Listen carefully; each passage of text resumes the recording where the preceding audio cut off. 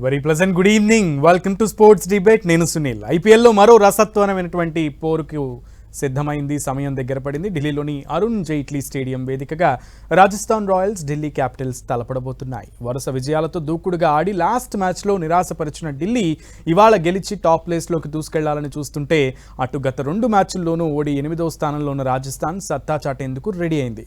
మరి ఢిల్లీ టాప్లోకి దూసుకెళ్తుందా లేదా రాజస్థాన్ రఫ్ ఆడిస్తుందా? ఈరోజు మ్యాచ్లో ఏం జరగబోతోంది అనేది ఈరోజు ఈ డిబేట్లో చర్చించే ప్రయత్నం చేద్దాం. మనతో పాటు సయ్యద్ గారు ఉన్నారు, cricket analyst, sports analyst. Welcome Syed గారు. సో సయ్యద్ గారు, before going to 32nd match, 31st match గురించి మనం మాట్లాడదాం. మనతో పాటు లైవ్లో జాయిన్ అవుతున్నారు విజయ్ గారు, క్రికెట్ కామెంటేటర్. వెల్కమ్ విజయ్ గారు. ఎస్ విజయ్ గారు, సో మీ దగ్గరికి వస్తాను. సయ్యద్ గారిని ఒక ప్రశ్న అడిగి will come to you. So Syed గారు, యాక్చువల్లీ 31st మ్యాచ్ గురించి ఏం చెప్తారు? చాలా పంజాబ్ కేకేఆర్ లో స్కోర్. తప్పు ఏమైందంటే వాళ్ళు తొందరగా ఫినిష్ చేసిన తర్వాత రన్ రేట్ కోసం పోయిన వాళ్ళు మ్యాచ్ విన్నింగ్ పోలేదు. మీరు చూడండి 62 ఫర్ 2 వికెట్స్ ఉంటాయి. దాని తర్వాత అజింక్య రహానే కానీ he play very well. Ajinkya రహానేతో Raghuvanshi bold playing very well.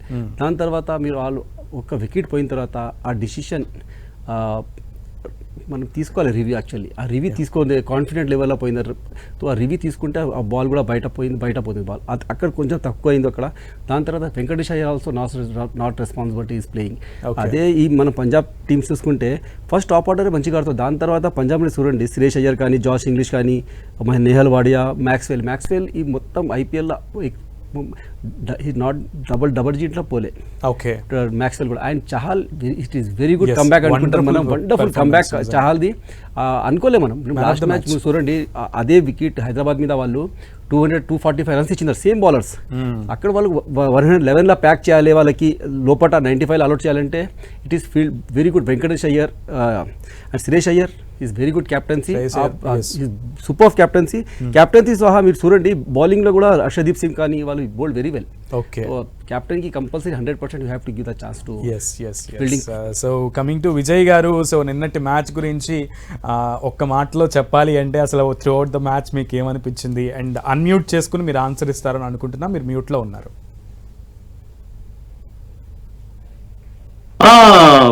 ఓకేనా, వాయిస్ ఓకేనా? ఎస్.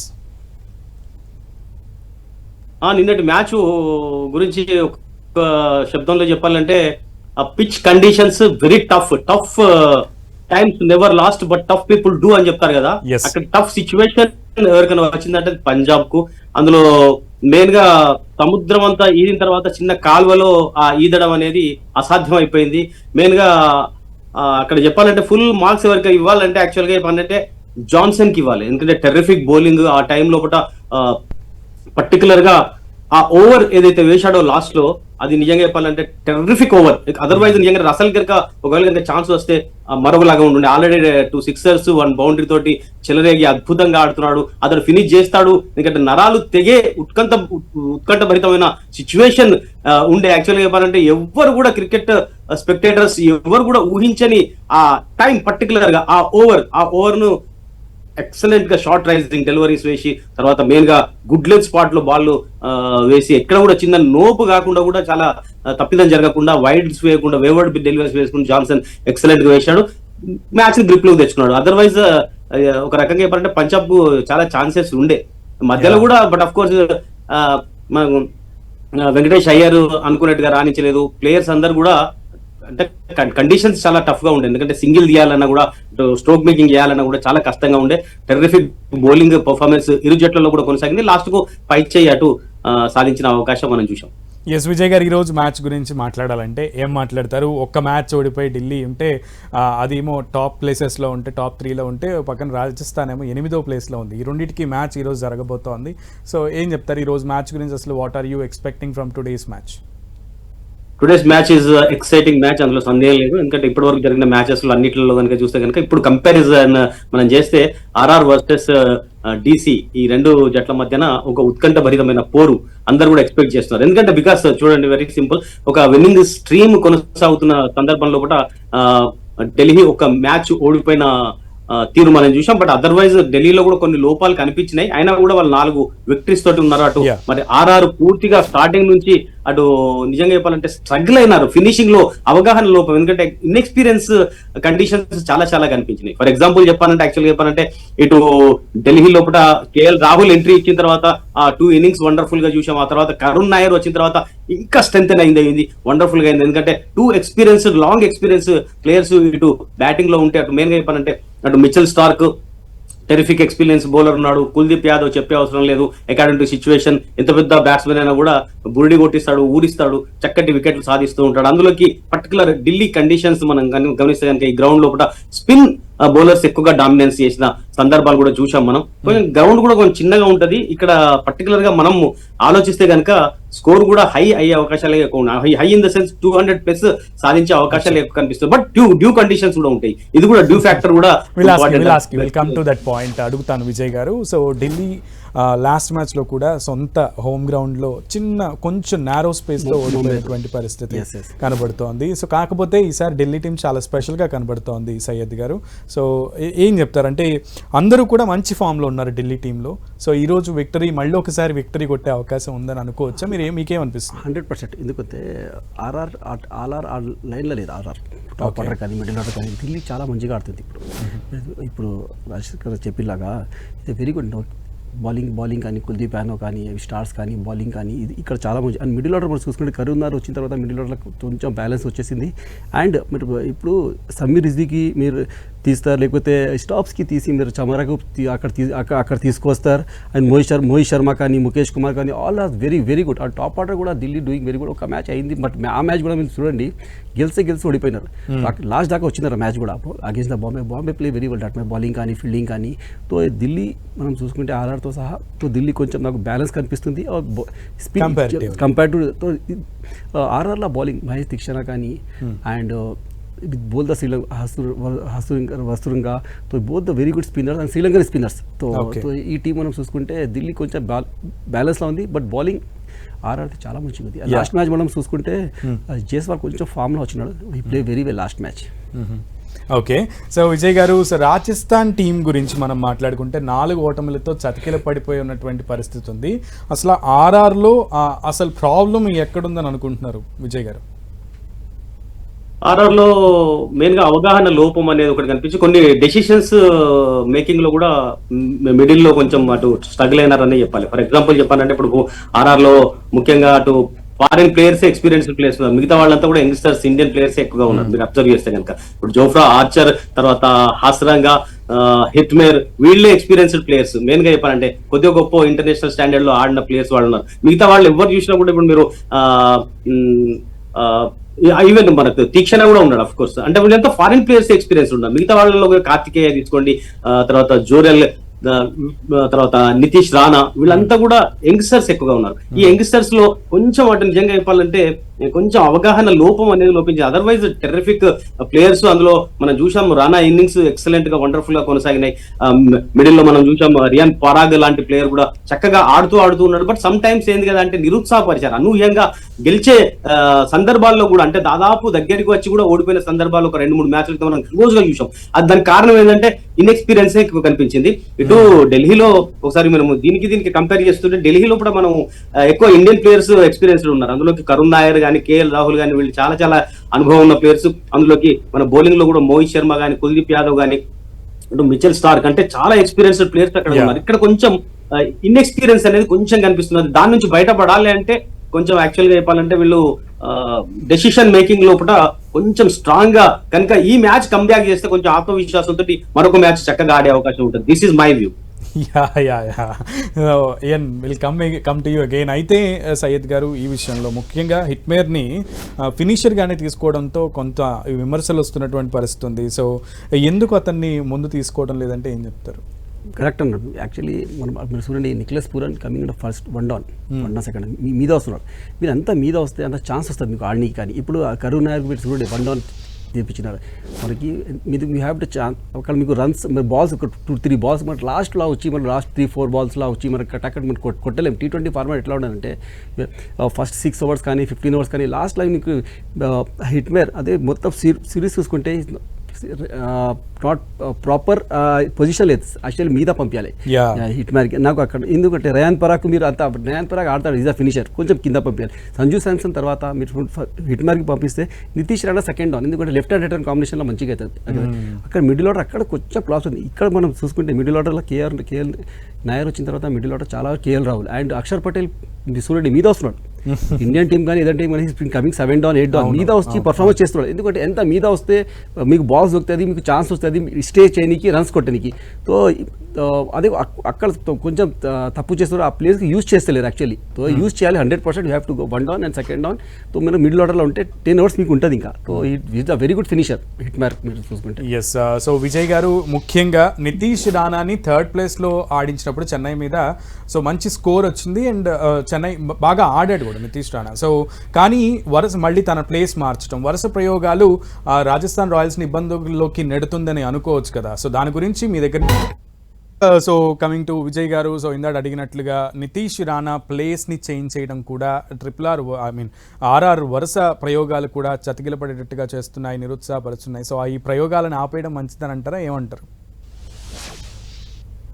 ప్రయోగాలు అనేవి చేస్తూనే ఉండాలి, ఎందుకంటే రిజల్ట్ అనేది స్టార్టింగ్ నుంచి ఇప్పుడు కంటిన్యూస్ గా 1, 2, 3 మ్యాచ్లు గెలిస్తే కనుక ప్రయోగాలు అనేవి ఎవరు కూడా చేయరు. ఎందుకంటే అందులోకి పర్టికులర్ గా అయోమయం జగన్నాథం అంటాం కదా, ఆ పరిస్థితి ఎప్పుడు ఉంటదంటే ఓపెనర్స్ చక్కగా రాణించిన తర్వాత ఫస్ట్ పవర్ ప్లే లో చక్కగా ఆడిన తర్వాత, ఫర్ ఎగ్జాంపుల్ జైస్వాల్ శాంసన్ ఇద్దరు కూడా మంచిగా జోడీ గట్టి కనుక వాళ్ళు పవర్ ప్లే పర్ఫెక్ట్ గా యూటిలైజ్ చేసుకొని వాళ్ళు ఒక 8, 9, 10 ఓవర్స్ కనుక ఉంటే కనుక మిగతా డౌన్స్ లో మీరు ఏ ఎక్స్పెరిమెంటేషన్ ఎట్లా చేసినా కూడా పర్వాలేదు, ఎందుకంటే చక్కగా అది కొనసాగుతూనే ఉంటుంది యాక్చువల్గా చెప్పాలంటే.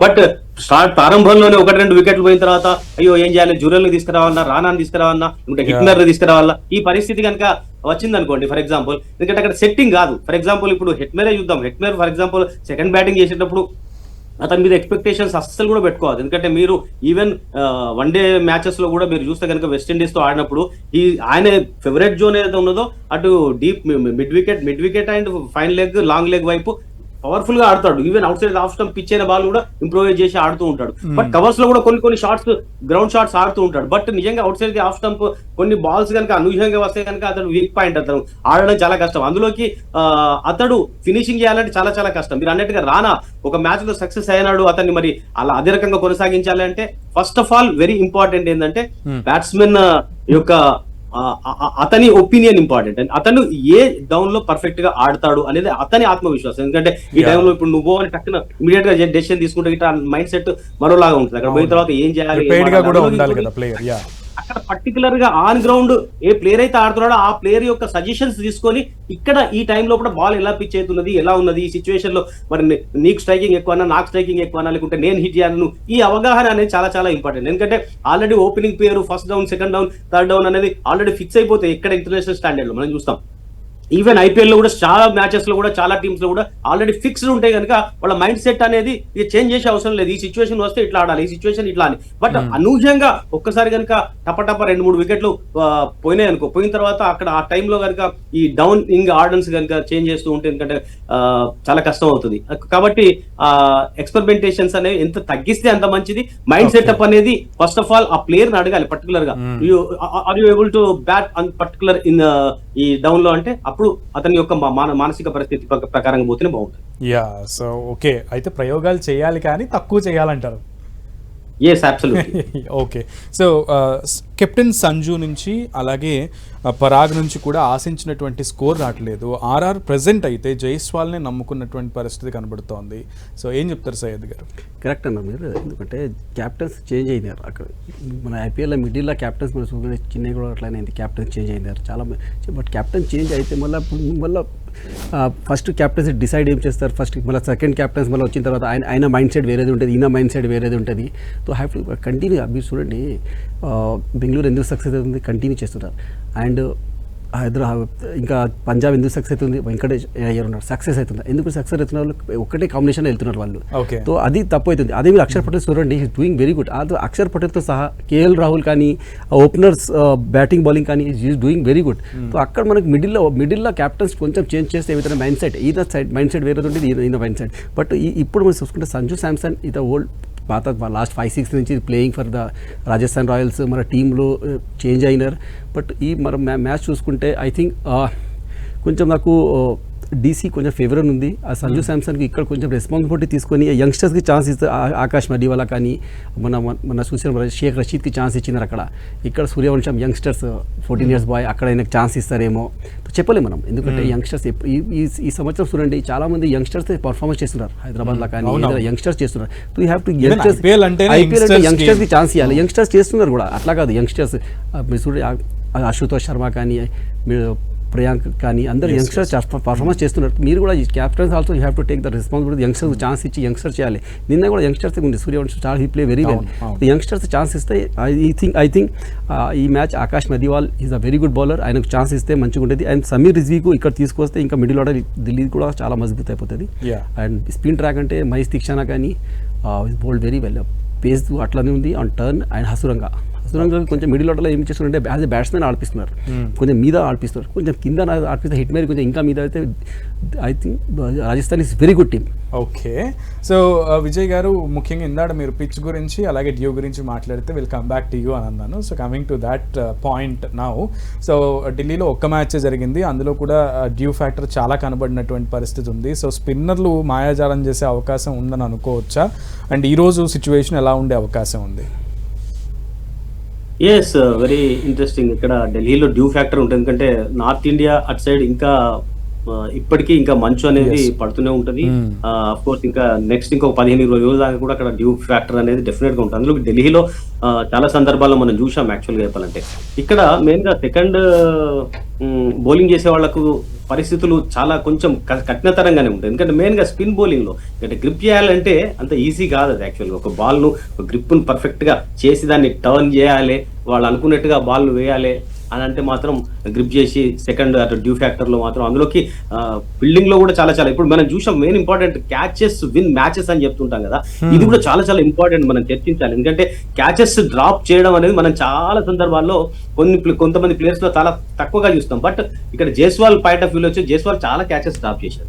అంటే మెయిన్ సింపుల్ క్యాచెస్ కూడా అతడు టెరిఫిక్ క్యాచెస్, స్పెక్టాక్యులర్ క్యాచెస్ చాలా తీసుకున్నాడు కూడా డైవ్ చేసి. బట్ మెయిన్ ఇంపార్టెంట్ కొన్ని సిచ్యువేషన్స్ లో క్యాచెస్ డ్రాప్ చేయడం కూడా చూసాం. అంటే ఇలాంటి డ్యూ ఫ్యాక్టర్ ఉన్నప్పుడు కొంచెం క్యాచ్లు తీసుకోవాలంటే కూడా ఇంకా బాల్ ఒకసారి కనుక ఆ గడ్డి పైన పడ్డ తర్వాత కొంచెం మాయిశ్చర్ ఉన్న తర్వాత ఎంత తుడిచినప్పటికీ కూడా ఆ వెట్ కండిషన్స్ అనేవి కొంచెం బౌలర్స్ కు కొంచెం డిఫికల్టీ ఏర్పరుస్తుంది. యా, సో అయితే కుల్దీప్ యాదవ్ మంచి ఫామ్లో ఉంటున్నాడు. కుల్దీప్ యాదవ్ గురించి మాట్లాడుకోవాలి మనం ఖచ్చితంగా. సో విజయ్ గారు ఆ విషయంలో ఏం చెప్తారు? కుల్దీప్ యాదవ్ గురించి ఏం చెప్తారు?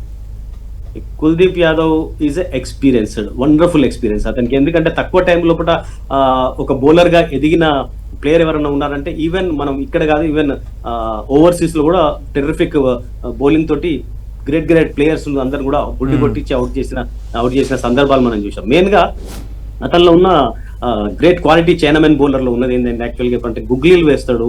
ఎక్కడ ఏ సిచ్యువేషన్ లో ఎలా వేయాలి, ఆర్మర్స్ కానీ ఏ పర్ఫెక్ట్ గా ఎక్కడ రీడ్ చేసుకోవాలి. మెయిన్ గా చెప్పంటే కుల్దీప్ యాదవ్ బాల్ ఎయిర్ లో ఎక్కువగా ఉంచుతాడు. అది చాలా డిఫికల్ట్. ఎందుకంటే మీరు ఒక స్పిన్ బౌలర్ లో గ్రేట్ క్వాలిటీ మనం చూసామంటే మన దగ్గర వెంకటపతి రాజు గారు చాలా చక్కగా ఎయిర్ లో ఉంచేది బాల్ ఎప్పుడైతే ఎయిర్ లో, ఈవెన్ మనేందర్ సింగ్ కానీ రవి శాస్త్రి కానీ ఎయిర్ లో ఎక్కువగా ఉన్న టైంలో ఆ బాల్ ఎప్పుడైతే పిచ్ అవుతుందో దాన్ని జడ్జ్ చేసి ఆడడం అనేది చాలా కష్టం అవుతుంది. ఈవెన్ టెర్రిఫిక్ స్పిన్ అది టర్న్ అయినా కాకుండా ఏ మాత్రం కొద్దిమాతి టర్న్ అయినా కూడా అది జడ్జ్ చేసి ఆడడం చాలా కష్టం. ఎందుకంటే బ్యాట్స్మెన్ ఆ పిచ్ అయిన తర్వాత దాన్ని బ్యాట్ అప్లై చేసే టైంలో కూడా అది ఎక్కడ ఎడ్జ్ తీసుకుంటుందో చెప్పడం చాలా కష్టం. మిస్ అయ్యి సంపౌట్ కావచ్చు, మిస్ అయ్యి బోల్డ్ కావచ్చు, మిస్ అయిన తర్వాత అది టాప్ ఎడ్జ్ తీసుకొని స్లిప్ లో క్యాచ్ వెళ్లే అవకాశం కూడా ఉంటుంది. ఈ రకమైన ఎబిలిటీ బౌలింగ్ లో ఎవరికైనా ఉన్నదంటే కుల్దీప్ యాదవ్ ఉన్నది. Is terrific experience. అతన్ని ఓవర్లు కనుక పర్ఫెక్ట్ గా కనుక యూటిలైజ్ చేసుకుంటే క్యాటగిరీ సిచ్యువేషన్, ఎందుకంటే ఇప్పుడు ప్రారంభంలోనే అతన్ని యూజ్ చేద్దామా, ఇప్పుడు మధ్యలో యూజ్ చేద్దామా, లేకుంటే లాస్ట్ లో యూజ్ చేద్దామా అనేది అది చాలా ఇంపార్టెంట్. అతన్ని ఎప్పుడు ఎక్కడ ఎలా వాడుకుంటే, ఎందుకంటే ఇప్పటి వరకు జరిగిన 5 మ్యాచెస్ లో కూడా అతని ఇంపాక్ట్ ఏ రకంగా ఉన్నది మనం చూస్తాం. ఓకే సయ్యద్ గారు, సో ఫైనల్ గా ప్రిడిక్షన్ ఏంటి? ఆన్ పేపర్ 2 టీమ్స్ లో ఏది స్ట్రాంగ్ గా ఉంది, ఈ రోజు మ్యాచ్ ఏది విన్ అయ్యే అవకాశం ఉంది? స్ట్రైట్ ఆన్సర్స్ మీ దగ్గర నుంచి ఎక్స్పెక్ట్ చేస్తున్నాను. And what is your score prediction? Delhi is a favorite. Toss is very important. Toss ఎవరు గెలిస్తే బ్యాటింగ్ తీసుకోవాలి. And 200+ runs 100%. చిన్న ground 200+ runs 100%. Okay, so Vijay గారు ఈ విషయంలో మీరేం చెప్తారు? స్ట్రైట్ అండ్ సింపుల్ గా. ఎస్ అబ్సల్యూట్లీ, ఎందుకంటే గ్రౌండ్ కొంచెం చిన్నది. వీళ్ళ ఇద్దరి మధ్యన కూడా హైయెస్ట్ స్కోర్ ఇప్పటి వరకు ఐపీఎల్ లో మనకు చూస్తే కనుక 221, 222 ఉన్నాయి. Okay. కాబట్టి 230 ప్లస్ స్కోర్ అయ్యే అవకాశాలు ఇక్కడ ఉన్నాయని. So what is your favourite team? Delhi, right? లేదు, యాక్చువల్ గా రాజస్థాన్ రాయల్స్ ఓకే కొంచెం ఓకే comeback డన్. చేస్తారేమో సో అనుకుంటున్నాను. ఒక అనలిస్ట్ అయితే ఢిల్లీ చెప్పారు, ఒక అనలిస్ట్ ఏమో రాజస్థాన్ చెప్పారు. Let's see. అయితే స్కోర్ అయితే 200 దాటే అవకాశం ఉంది. ఇది వాటి స్పోర్ట్స్ డిబేట్. కాసేపట్లో అయితే మ్యాచ్ స్టార్ట్ కాబోతోంది. Toss plays a very key role. So మళ్ళీ కలుద్దాం రేపు, మరో మ్యాచ్ గురించి డిస్కస్ చేద్దాం స్పోర్ట్స్ డిబేట్ లో. Until then stay tuned to 10